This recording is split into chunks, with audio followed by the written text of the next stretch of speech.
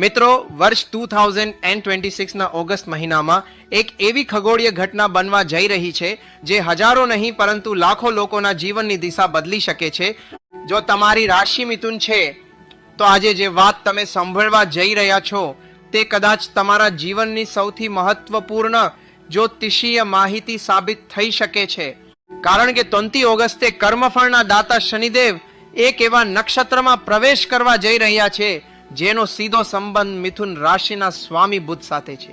જ્યોતિષશાસ્ત્ર કહે છે કે આ દુર્લભ પરિવર્તન પછી ઘણા મિથુન રાશિના લોકોના જીવનમાં અચાનક ધનલાભ, કરિયરમાં મોટી પ્રગતિ, અટકેલા કાર્યોમાં સફળતા અને ભાગ્યનો અણધાર્યો સાથ મળવાની સંભાવના છે.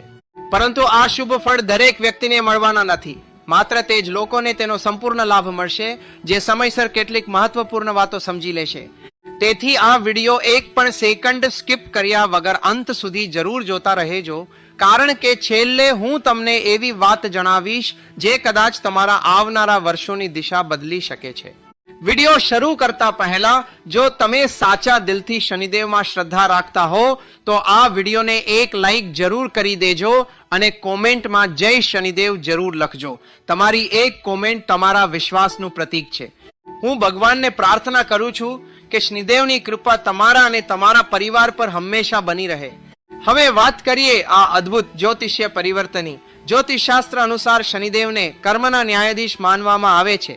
તેઓ કોઈ પણ વ્યક્તિને તેના કર્મ પ્રમાણે જ ફળ આપે છે. વર્ષ 2026ના ઓગસ્ટ મહિનાની 20 તારીખે શનિદેવ બુધના સ્વામિત્વવાળા રેવતી નક્ષત્રના પ્રથમ ચરણમાં પ્રવેશ કરશે. રેવતી 27મું અને અંતિમ નક્ષત્ર છે. આ નક્ષત્ર પૂર્ણતા, સમૃદ્ધિ, બુદ્ધિ, વેપાર અને જીવનમાં નવી શરૂઆતનું પ્રતીક માનવામાં આવે છે. ખાસ વાત એ છે કે મિથુન રાશિના સ્વામી પણ બુધ છે. એટલે શનિદેવનું આ પરિવર્તન મિથુન રાશિના લોકો માટે સામાન્ય ઘટના નથી, પરંતુ ભાગ્ય બદલવાનો સંકેત બની શકે છે. ઘણા સમયથી તમે અનુભવતા હશો કે મહેનત ખૂબ કરો છો પરંતુ પરિણામ તમારી અપેક્ષા મુજબ મળતું નથી. કોઈ કામ અંતિમ કક્ષણે અટકી જાય છે, પડસા આવે છે પણ ટકતા નથી, અથવા જીવનમાં સતત કોઈને કોઈ અવરોધ ઉભો રહે છે.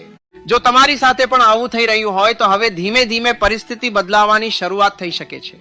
શનિદેવ જ્યારે પ્રસન્ન થાય છે ત્યારે તેઓ વ્યક્તિને સીધું ધન નથી આપતા, પરંતુ એવી તક આપે છે જે વ્યક્તિનું જીવન બદલી શકે. ઘણા લોકો માટે નવી નોકરીનો યોગ બની શકે છે. કેટલાક લોકોને અટકેલું પ્રમોશન મળી શકે છે. વેપાર કરતા લોકો માટે નવા ગ્રાહકો અને નવા ઓર્ડર મળવાના યોગ બની રહ્યા છે. જે લોકો પોતાનો નવો ધંધો શરૂ કરવા માંગે છે તેમના માટે પણ સમય અનુકૂળ બની શકે છે. આ સમય દરમિયાન મિથુન રાશિના લોકોની બુદ્ધિ અને નિર્ણય લેવાની ક્ષમતામાં પણ વધારો થશે. લાંબા સમયથી અટવાયેલા નિર્ણયો હવે સરળતાથી લઈ શકશો. જો તમે કોઈ નવી સ્કિલ શીખવા માંગો છો, કોઈ કોર્સ કરવા માંગો છો અથવા કરિયરમાં બદલાવ લાવવાનું વિચારી રહ્યા છો તો આ સમય તમને આગળ વધવા માટે પ્રેરણા આપશે. વિદ્યાર્થીઓ માટે પણ આ સમય શુભ માનવામાં આવે છે. સ્પર્ધાત્મક પરીક્ષાઓની તૈયારી કરતા વિદ્યાર્થીઓને મહેનતનું યોગ્ય પરિણામ મળવાની સંભાવના વધી શકે છે. આર્થિક દ્રષ્ટિએ પણ આ સમય ખૂબ જ મહત્વનો બની શકે છે. કમાણીના નવા સ્ત્રોત ઉભા થઈ શકે છે. ઘણા લોકો માટે સાઇડ ઇન્કમ શરૂ થવાની શક્યતા છે. જો તમે લાંબા સમયથી ઘર, જમીન અથવા વાહન ખરીદવાનું વિચારી રહ્યા છો તો એવી તક પણ મળી શકે છે. પરંતુ અહીં એક વાત ખાસ યાદ રાખવાની છે. શનિદેવ માત્ર મહેનતુ, ઈમાનદાર અને ધીરજ રાખનાર વ્યક્તિ પર જ પોતાની વિશેષ કૃપા વરસાવે છે. જો કોઈ વ્યક્તિ શોર્ટકટ અપનાવે, ખોટા માર્ગે ચાલે અથવા બીજાનું અહિત કરે તો શનિદેવ તેનું ફળ પણ સમયસર જરૂર આપે છે. પરિવારની વાત કરીએ તો ઘરનું વાતાવરણ પહેલાની સરખામણીએ વધુ સારું બનશે. પરિવારના સભ્યો વચ્ચે પ્રેમ અને સમજણ વધશે. કોઈ શુભ પ્રસંગની ચર્ચા થઈ શકે છે. ઘણા સમયથી જે સંબંધોમાં અંતર આવી ગયું હતું તે પણ ધીમે ધીમે સુધરવા લાગશે. જીવનસાથીનો સહયોગ મળશે અને માતા પિતાના આશીર્વાદથી ઘણા અટકેલા કામોમાં સફળતા મળવાની શરૂઆત થશે. પરંતુ મિત્રો, દરેક શુભ સમય સાથે કેટલીક ચેતવણીઓ પણ જોડાયેલી હોય છે. જ્યોતિષશાસ્ત્ર જણાવે છે કે આ સમય દરમિયાન મિથુન રાશિના લોકોએ કેટલીક એવી ભૂલો બિલકુલ કરવી નહીં જોઈએ, નહીં તો મળતા શુભ ફળમાં ઘટાડો થઈ શકે છે. સાથે જ એક એવો સરળ ઉપાય પણ છે જે શનિદેવની કૃપા વધુ ઝડપથી અપાવી શકે છે.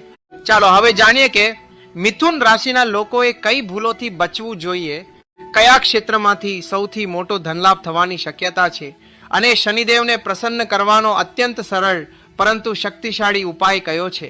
જ્યોતિષશાસ્ત્રમાં એવું માનવામાં આવે છે કે જ્યારે પણ શનિદેવ કોઈ મહત્વપૂર્ણ નક્ષત્રમાં પ્રવેશ કરે છે ત્યારે તેઓ વ્યક્તિના કર્મોનું વિશેષ મૂલ્યાંકન કરે છે. એટલે આ સમય દરમિયાન તમે જે નિર્ણય લેશો અને જે કર્મ કરશો તેનું પરિણામ તમને આવનારા ઘણા મહિનાઓ સુધી જોવા મળી શકે છે. તેથી ઉતાવળમાં કોઈ પણ મોટો નિર્ણય લેવાનું ટાળો. ખાસ કરીને પૈસાની લેવડ દેવડ, ભાગીદારી, રોકાણ અથવા કોઈ નવા વ્યવસાયની શરૂઆત કરતા પહેલા સંપૂર્ણ તપાસ અને વિચાર જરૂર કરજો. ગ્રહોની શુભ સ્થિતિ તક આપે છે, પરંતુ સમજદારીથી લીધેલા નિર્ણયો જ તે તકને સફળતામાં ફેરવે છે. આ સમય દરમિયાન મિથુન રાશિના લોકોની વાતચીત કરવાની કળા ખૂબ જ અસરકારક બનશે. તમારી વાણીથી લોકો પ્રભાવિત થશે અને ઘણા એવા લોકોનો સહયોગ મળશે જે ભવિષ્યમાં તમારા માટે લાભદાયી સાબિત થઈ શકે છે. જો તમે માર્કેટિંગ, શિક્ષણ, મીડિયા, વેપાર, ઓનલાઈન બિઝનેસ, બેન્કિંગ, કન્સલ્ટિંગ અથવા કમ્યુનિકેશન સાથે જોડાયેલા ક્ષેત્રમાં કામ કરો છો તો આ સમય તમારા માટે ખાસ શુભ બની શકે છે. ઘણા લોકોને નવી જવાબદારી મળશે અને તે જવાબદારી જ આગળ જઈને પ્રમોશન અથવા વધુ આવકનું કારણ બની શકે છે. જે લોકો ઘણા સમયથી નોકરી બદલવાનો વિચાર કરી રહ્યા છે તેમના માટે પણ અનુકૂળ સમય બની શકે છે. અચાનક કોઈ સારી ઓફર મળી શકે છે અથવા કોઈ જૂના સંપર્ક દ્વારા નવી તક મળી શકે છે. જો તમે પોતાનો ધંધો શરૂ કરવા માંગતા હો તો પણ યોગ્ય આયોજન સાથે શરૂઆત કરવાથી ભવિષ્યમાં સારો લાભ મળી શકે છે. જો કે માત્ર નસીબના ભરોસે બેસી રહેવું યોગ્ય નથી. શનિદેવ હંમેશા કર્મને પ્રથમ સ્થાન આપે છે. તેથી જેટલી વધુ મહેનત કરશો તેટલું વધુ સારું પરિણામ મળવાની શક્યતા રહેશે. આર્થિક સ્થિતિની વાત કરીએ તો ઘણા મિથુન રાશિના લોકો માટે આવકમાં વધારો થવાના યોગ બની રહ્યા છે. અટવાયેલા પડસા પાછા મળી શકે છે. જે લોકો લાંબા સમયથી કોઈ ચૂકવણીની રાહ જોઈ રહ્યા છે તેમને સારા સમાચાર મળી શકે છે. કેટલાક લોકો માટે જમીન, મકાન અથવા વાહન ખરીદવાનો શુભ સમય બની શકે છે. જો કે આ બધા સંકેતો સંભાવનાઓ દર્શાવે છે. દરેક વ્યક્તિનું વ્યક્તિગત જન્મ કુંડળીનું ફળ અલગ હોઈ શકે છે. તેથી કોઈ પણ મોટો આર્થિક નિર્ણય વિચારપૂર્વક લેવો જોઈએ. પરિવાર અને સંબંધોની વાત કરીએ તો ઘરમાં ખુશીનું વાતાવરણ રહેવાની શક્યતા છે. પરિવારના સભ્યો વચ્ચે ચાલતા મતભેદો દૂર થઈ શકે છે. જીવનસાથી સાથેના સંબંધોમાં મધુરતા આવશે. જો તમે અવિવાહિત છો તો સારા સંબંધની ચર્ચા શરૂ થઈ શકે છે.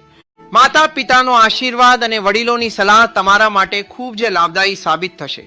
આ સમય દરમિયાન ઘરમાં કોઈ શુભ કાર્ય, ધાર્મિક પ્રસંગ અથવા માંગલિક કાર્યક્રમનું આયોજન પણ થઈ શકે છે.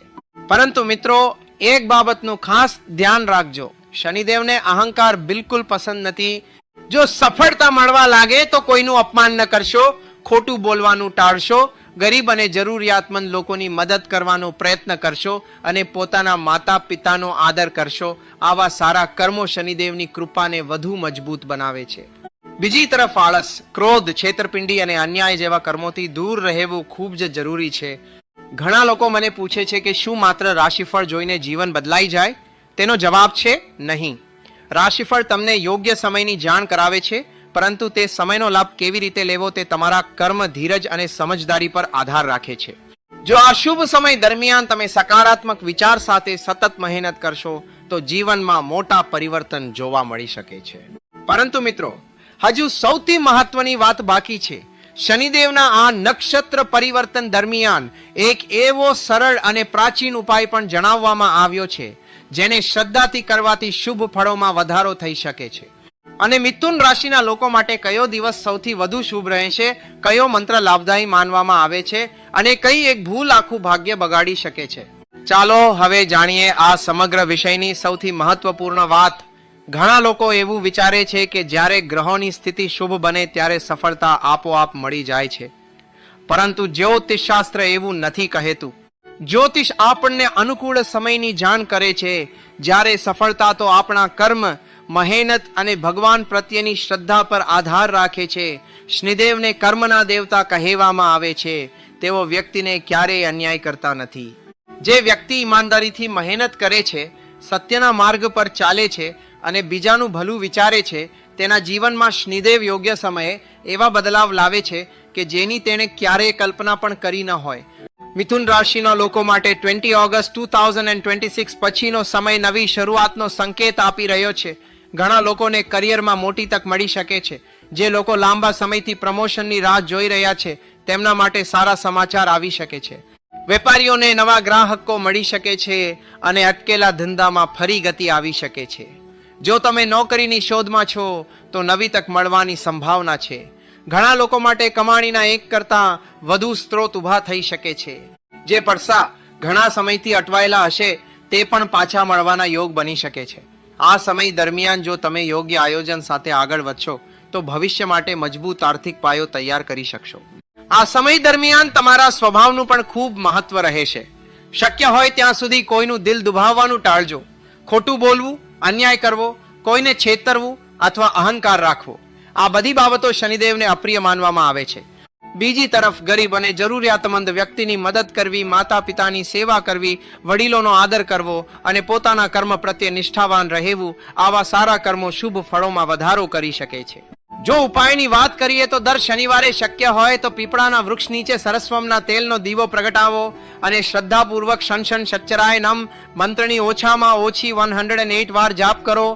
જો પીપળાના વૃક્ષ પાસે જવું શક્ય ન હોય તો ઘરમાં ભગવાન શનિદેવનું સ્મરણ કરીને પણ આ મંત્રનો જાપ કરી શકો છો. સાથે જ કાળા તલ, અડદની દાળ અથવા જરૂરિયાતમંદ લોકોને ભોજનનું દાન કરવું પણ શુભ માનવામાં આવે છે.